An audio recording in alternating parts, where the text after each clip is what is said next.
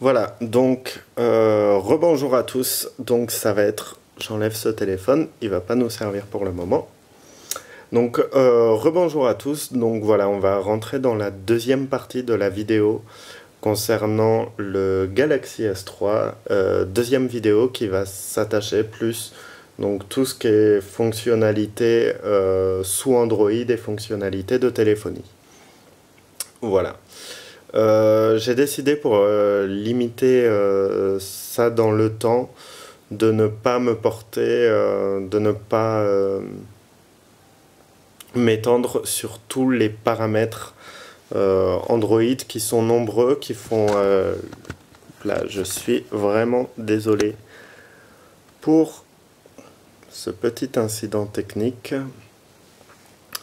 Donc, je vais essayer qu'il ne se reproduise pas. C'est désolé, je l'ai vraiment calé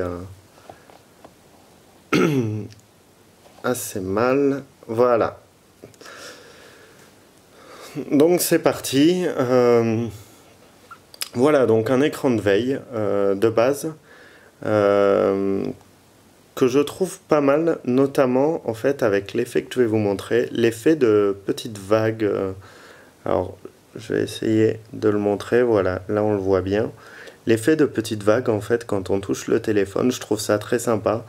On est vraiment au cœur du slogan du Galaxy S3, donc le slogan Galaxy S3 qui, si on le traduit, serait donc inspiré par la nature, conçu pour les humains. Et on est vraiment dans ça tout du long. Faut savoir également que quand vous faites ça, vous avez des sons. Je vais vous les activer, donc on est vraiment dans la nature au niveau de ces sons. Je vais vous les activer, ces sons, juste pour vous montrer. Ils sont particulièrement horribles. Je ne sais pas pourquoi les constructeurs continuent d'activer ce type de son au démarrage, parce que c'est vraiment... voilà. Donc c'est peut-être le volume. Voilà, et on entend des petits, des petits bruitages en fait qui ont tous rapport avec l'eau. Voilà, qui sont très sympas mais qui en fait deviennent vite horribles. Donc je vais les enlever tout aussi vite que je les ai mis. Hop. Voilà, très simplement. Donc aussi donc sur l'écran de veille, donc sur l'écran de veille, il y a également quelque chose qui est très sympa, qui est l'accès que l'on n'avait pas avant, donc au tiroir des notifications. Voilà. Voilà, c'est-à-dire directement depuis l'écran de veille, vous aurez accès aux notifications si vous recevez des nouvelles notifications ou autres. Vous pourrez y accéder. Par contre, donc là encore, on va une fois de plus aller dans les paramètres sans m'étendre dessus. Hop là, voilà. Donc, on va essayer de vous montrer une des fonctionnalités d'Ice Cream Sandwich à travers la caméra, ce qui va vraiment pas être facile, mais je vais quand même essayer de vous le montrer. Donc, verrouillage de l'écran. Et vous avez le déverrouillage en fait par reconnaissance faciale, que je trouve pas mal. Donc en fait, il faut d'abord le configurer, forcément. Il faut prendre une photo, voilà, de vous. Il faut qu'il voit votre visage.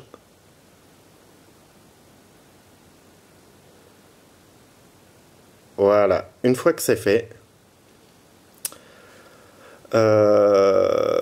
mince, donc déverrouillage visage, configurer, continuer, voilà, encore une fois, vous aurez droit à ça pendant 2 fois.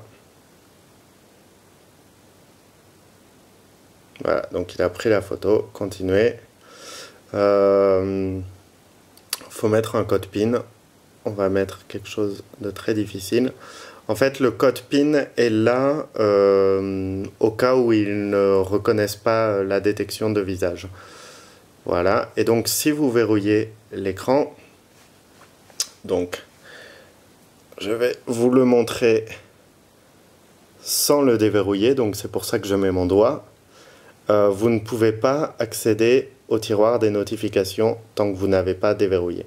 C'est-à-dire que, contrairement par exemple à un iPhone qui, si vous avez un mot de passe, va quand même montrer vos SMS avant que vous ayez rentré le mot de passe, ce qui fait que n'importe qui passant verrait vos SMS. Là, voilà, là, à partir de ce moment-là, c'est déverrouillé tout simplement parce qu'il a reconnu mon visage. Si je mets n'importe quoi, si je le mets en biais pour ne pas que, voilà, je le mets au plafond par exemple pour ne pas qu'il y ait mon visage. Voilà, il n'y a aucun visage, il ne reconnaît pas. Il me propose, vu qu'il n'a pas reconnu, il me propose de lancer mon code PIN, ce qui permet, même dans des conditions de faible luminosité ou quoi, de déverrouiller son écran. Voilà, donc ça c'était pour la partie accès au tiroir des notifications. Je vais enlever cette sécurité maintenant. Sécurité. Donc voilà, il faut re-rentrer le code PIN. Voilà, glisser. Tac. Juste pour vous montrer quelque chose que je trouve assez décevant, c'est que si vous mettez de la musique, donc il va falloir mettre de la musique pendant moins de 30 secondes pour pas avoir de problème de droit d'auteur. On va essayer de faire en sorte que ça dure moins de 30 secondes. Musique. Voilà. En fait, on va mettre de la musique Samsung, comme ça il n'y aura pas de problème. 2 minutes 35, c'est parfait. Voilà. Donc si vous mettez de la musique, depuis le téléphone, je vais monter le son qu'on entende la musique. En fait, au moment où vous êtes sur l'écran de verrouillage, vous n'avez plus, comme avant, les touches du lecteur. Ce qui, avant, vous aviez les touches du lecteur, maintenant vous ne les avez plus. En fait, vous êtes obligé de tirer le tiroir des notifications pour avoir vos contrôles de lecture.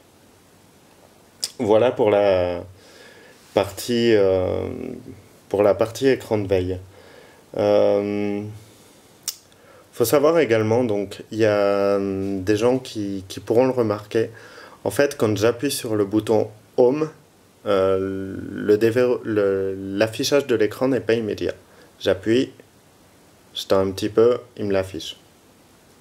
Ça peut paraître comme une lenteur et on voit beaucoup de vidéos qui disent que c'est inadmissible qu'un téléphone aussi puissant rame à démarrer. En fait, c'est pas du tout une lenteur. En fait, le problème, c'est que quand vous êtes en veille comme ça, vous pouvez double-cliquer pour lancer S-Voice. Voilà. Et donc là, il ne me le lance pas. Et voilà. Voilà, donc là, vous lancez S-Voice. Désolé, je ne comprends pas. Il ne m'a pas compris. Voilà, mais et donc en fait, le fait qu'il y ait un petit temps de latence, c'est juste pour qu'il se rende compte si vous faites un double clic ou pas. Voilà, donc on aura le temps de tester S-Voice tout à l'heure. J'ai pas testé S-Voice. Par contre, j'ai testé la partie de dictée des SMS qui est vraiment pas mal. Normalement aussi, vous pouvez le déverrouiller avec S-Voice si vous dites bonjour Galaxy. Non, mais voilà. Donc c'est vraiment la seule utilité que j'y trouve, c'est dans les SMS. Sinon, tout le reste, j'y trouve vraiment aucune utilité. C'est du gadget plus qu'autre chose. Voilà. Dans le tiroir des notifications aussi, ce qu'on peut dire qui est assez sympa. Donc sur la partie haute, comme d'ailleurs dans Ice Cream Sandwich en version brute, vous pouvez désactiver ou activer le Wi-Fi, le GPS, etc. Vous avez deux écrans, contrairement à la version native d'Ice Cream Sandwich qui vous en met qu'un seul. Et voilà, vous pouvez activer ou désactiver en fait les données mobiles. Voilà, je trouve que c'est très pratique. C'est vraiment très pratique, je trouve.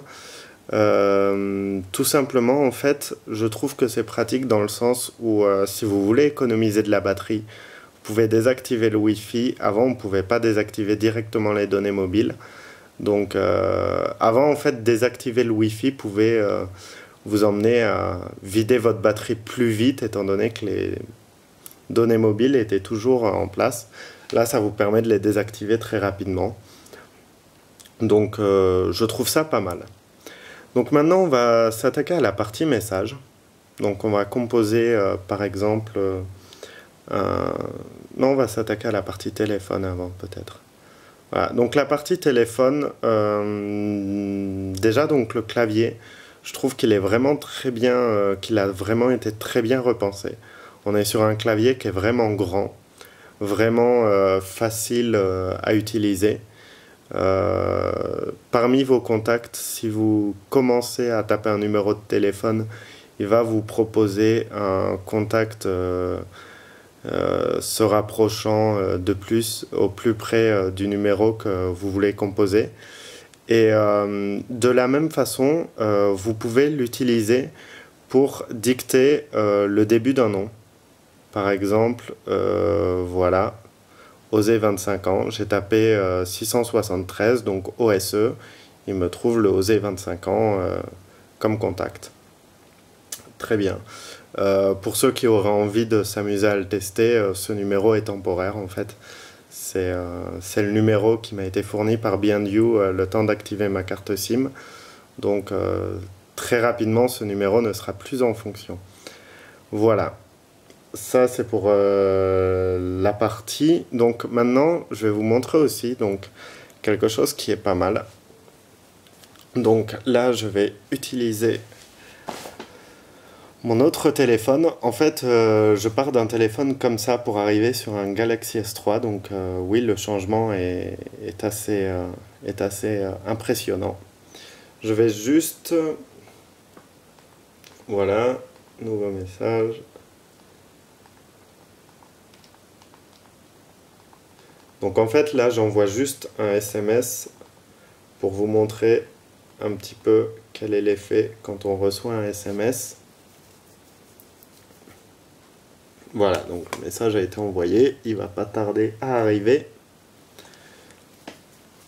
Voilà, et en fait quand vous recevez un SMS, donc vous l'avez donc comme je vous disais dans le tiroir des notifications accessible tout de suite, vous avez également une petite icône ici qui vous permet en glissant d'aller directement au SMS en question. Donc là c'est un SMS de la part du contact Osé 25 ans et je ne sais pas, voilà, en attendant un petit peu la mise au point, voilà, c'est test.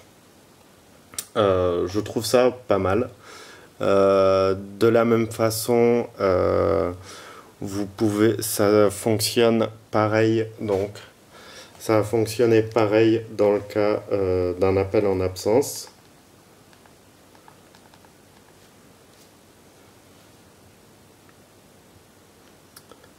Voilà, s'il veut bien appeler, mais il va bien vouloir. Voilà, et donc là vous voyez donc déjà le contact s'afficher. Et si vous avez un appel en absence, de la même façon, donc là l'icône est de l'autre côté. Et en glissant cette icône, vous accédez au journal. Voilà, pour vous montrer quel a été l'appel en absence. Voilà, donc sur la partie TouchWiz aussi, quelque chose qui est pas mal donc dans les contacts, c'est que en fait vous pouvez donc c'est vraiment quelque chose qui a été très bien pensé, je trouve. C'était déjà le cas sur le Galaxy S2, c'est qu'en fait en allant de gauche à droite vous pouvez appeler un correspondant. Donc je vais vous montrer que ça va m'appeler. Voilà, donc ce téléphone-là vibre parce qu'il a été appelé. Et Voilà. De la même façon, dans l'autre sens, ça va envoyer un SMS. Pardon. Là, je l'ai mal fait, je l'ai fait trop lentement. Voilà, donc là, il me demande, forcément, je l'ai envoyé avec l'application de message. Mais voilà. En gros, les deux. Qu'est-ce qu'on peut dire de plus? Ah oui, quelque chose de vraiment très sympa encore par rapport au contact. Donc, en fait, quand vous avez un contact, vous pouvez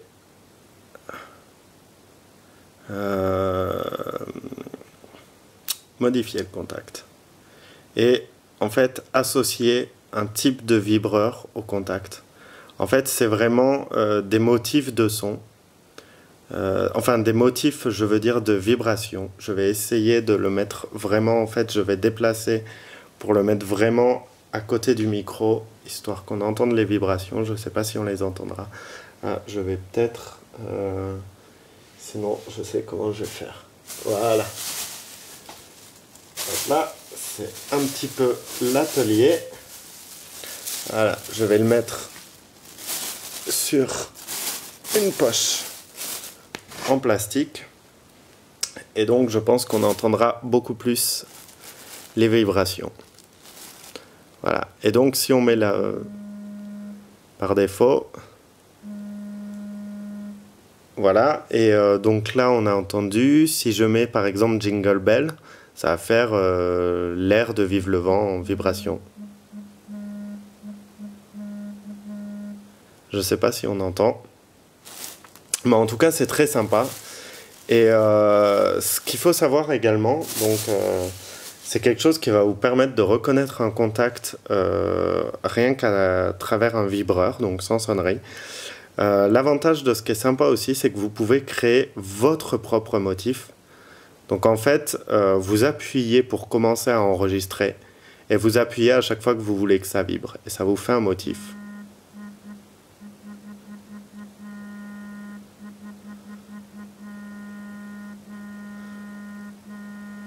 Voilà, grosso modo, et il va vous le reproposer.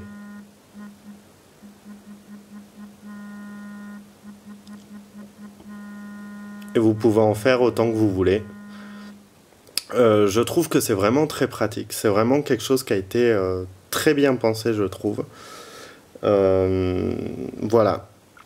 Autre chose également qui a été très bien pensé, c'est la gestuelle pour un appel. En fait, sans que je fasse rien, là, vu que je suis sur le contact, quand je vais faire le geste pour emmener le téléphone à mon oreille, le Galaxy va reconnaître ce mouvement-là et donc va automatiquement appeler la personne en question.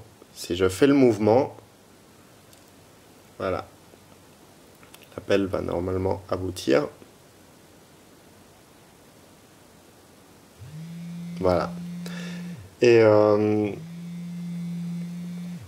là où ça a bien été pensé également, c'est que quand vous faites ça, donc normalement j'ai appuyé sur la fin d'appel, voilà.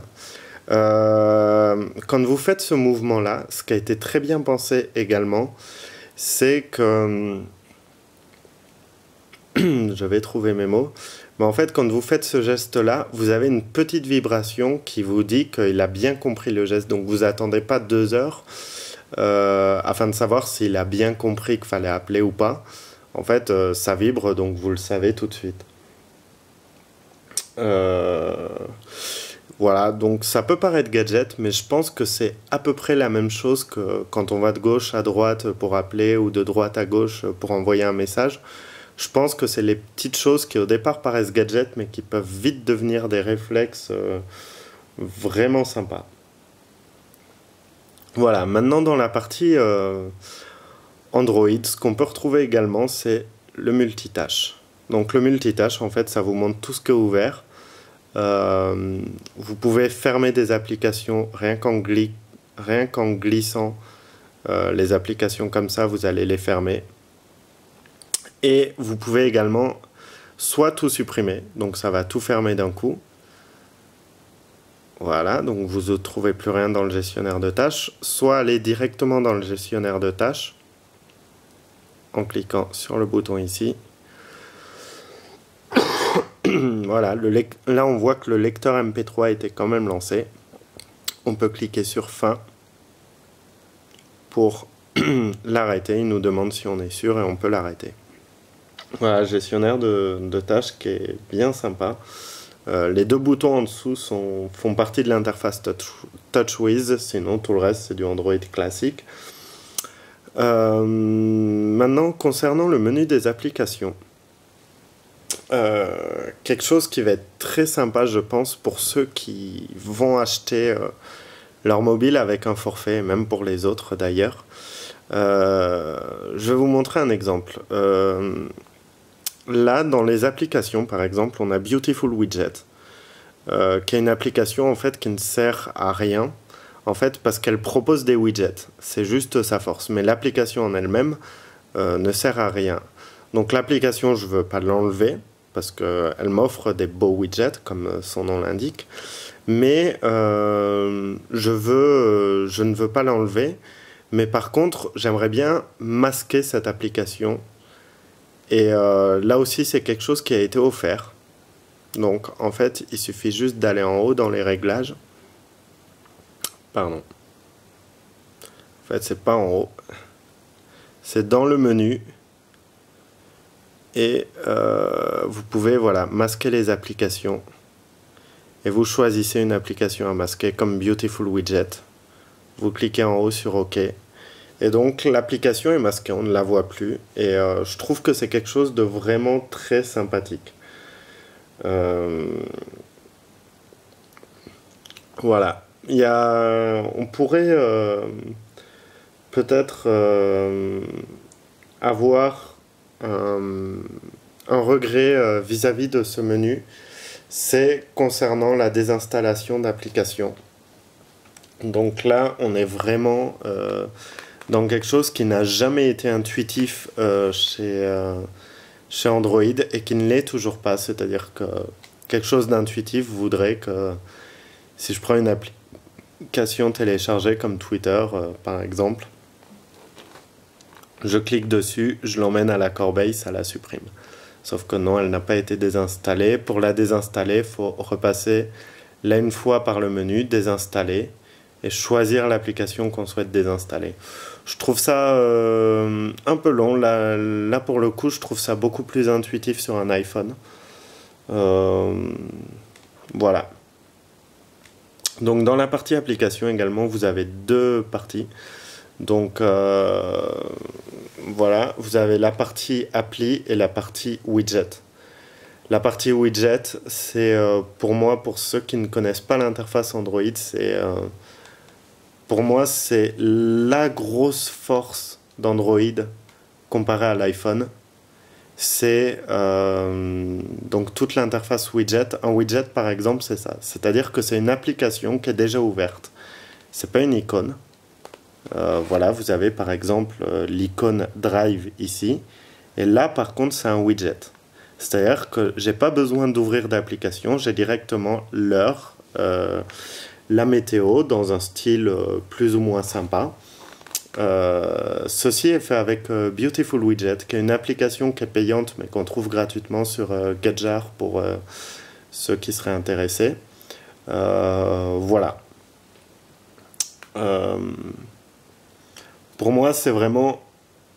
Ça fait partie des deux points qui font que je préfère nettement Android à l'iPhone. Avant, il y avait 3 points, mais le troisième était la barre de notification qui a depuis été intégrée par l'iPhone.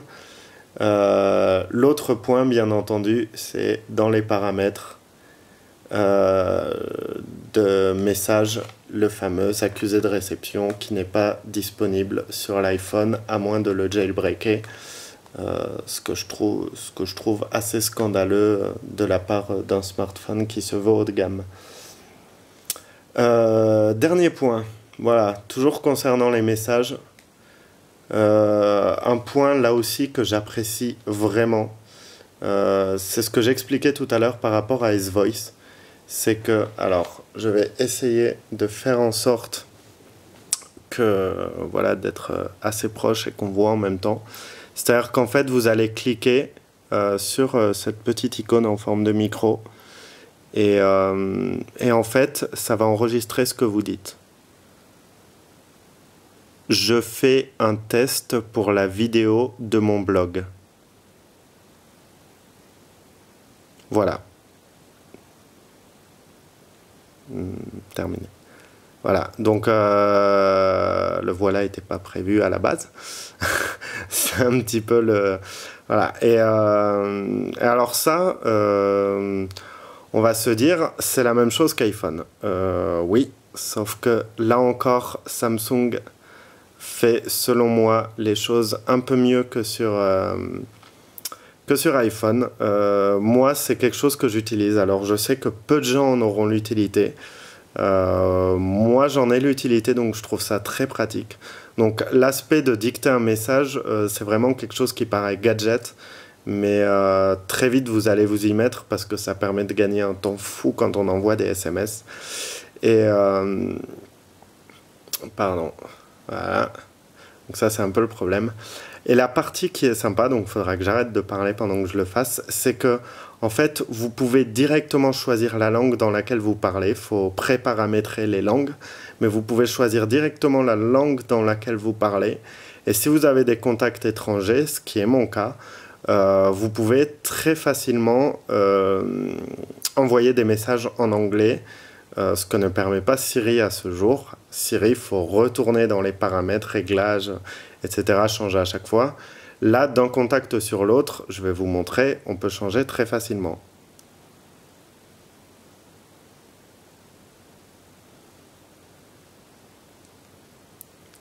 I think I wanna be late tonight. See you soon.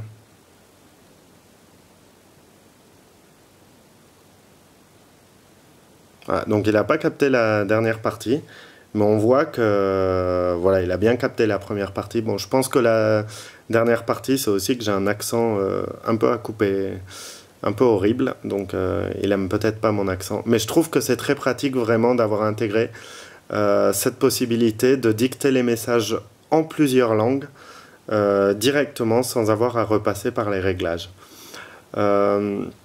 Aussi l'interface, alors là je ne sais pas si on le voit, mais l'interface quand on passe d'un écran à l'autre est vraiment belle je trouve. Donc bien entendu on est quelque chose de très fluide étant donné tout ce qu'il peut y avoir dans le processeur. Donc et vraiment cet aspect relief en natif je trouve qu'il est vraiment bien réussi. C'est rare qu'on trouve une aussi bonne finition en natif, en général il faut télécharger des thèmes. Et dernier point, donc là on est vraiment sur l'interface TouchWiz, donc avec les différents bureaux, ce que vous voulez mettre dedans, etc. Voilà, donc on arrive à la fin de cette vidéo pour présenter de manière très succincte les fonctionnalités. J'ai volontairement sauté beaucoup d'étapes, j'ai voulu montrer les points forts. Voilà. On va passer maintenant à la partie, donc tout ce qui est multimédia. Vidéo, audio assez peu, vidéo essentiellement et jeux, pour voir ce que ça donne. Voilà, donc à tout de suite pour une troisième.